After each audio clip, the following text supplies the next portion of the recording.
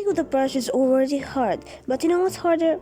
Painting with a fork, and that's what I'm going to be doing today. But first of all, I need a warm-up because I haven't drawn portraits from a while. Give myself 7 days, and in the last few days, I'll try to finish this painting using a fork, see what the results will be. But first, I need to test myself to see how good I am at drawing realistic-looking people, if that's how you call it. The purpose of this test is to see how good I am at drawing realism and what are the things that I need to improve so I can draw better real-looking humans, and to know what things that I actually need to work on. The problem that I realized that I had so good understanding of the human face structure, not so good shading, and it not looking 100% like a real person.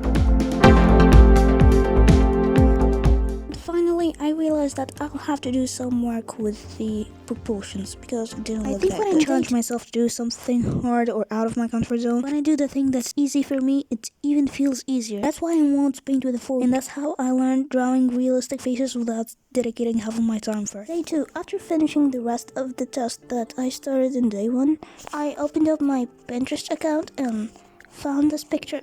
And I really liked it, so I saved it and I decided to copy it so I can start actually practicing. The challenge that I found with this one piece was the proportions and the shading. And the thing that I struggled with the most in the proportions was the nose, because I usually don't draw this position, so it was kind of different and outside of the box, so it was really challenging. But it was a nice warm-up for the next portrait that I was going to draw. Started correcting some things in the drawing that I did the day before that, and I realized that I was just procrastinating. So I just started the next drawing, which was one of the best drawings so far, I think so, in this challenge. I don't think that I copied the photo perfectly, but I think that shading was really amazing, and I liked the way the hair and the proportions generally were drawn, and I think it turned out really good at the end. And I think that is because I didn't depend on my mind to fill in the gap, and I always looked back at my reference to make sure I was shading in the right place, I was drawing the proportions the correct way, and I think that's the reason why whenever I'm doing a study or feel like something is weak or something's not good, it's important to kind of use reference, especially if you're not that strong with something. Just normally scrolling through Pinterest again, searching for the next picture to draw. Chose the specific one because I felt I'll have to do a lot of shading here. Because every drawing took me in between hour and a half, and it took a lot of time. Like I remember one of these drawings took me around 3 hours.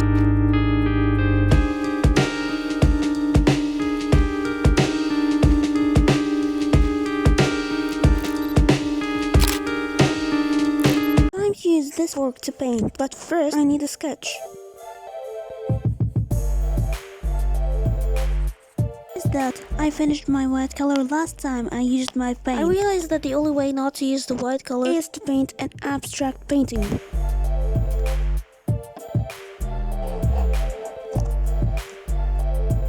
So I wanted to spread some water on the paper so I can add some paint, and I realized that it was kind of impossible.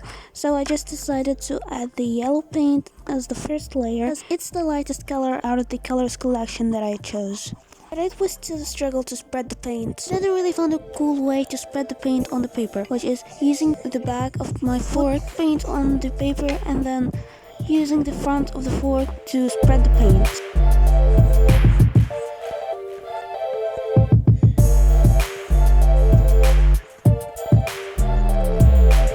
I realized that I will need a background for my drawing, so I decided to use a color that I won't use in my painting, to use it to color the background, and it ended up giving a really aesthetic and awesome look to the painting.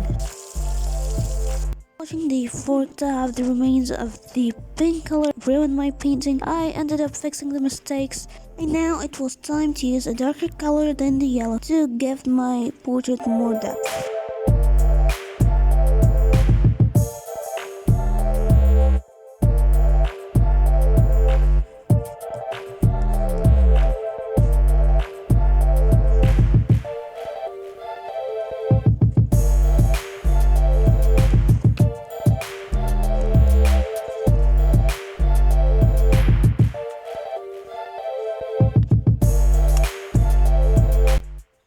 added the brown color, I felt like the painting was officially ruined, but after some trial and error, I was capable of fixing my mistake.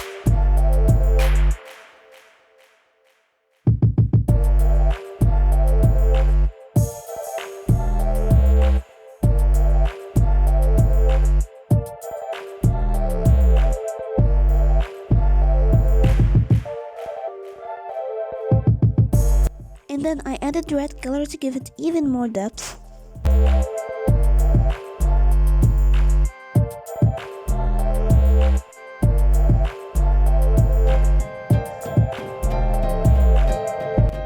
After a long process and some trial and error, this is what the result using a fork looked like.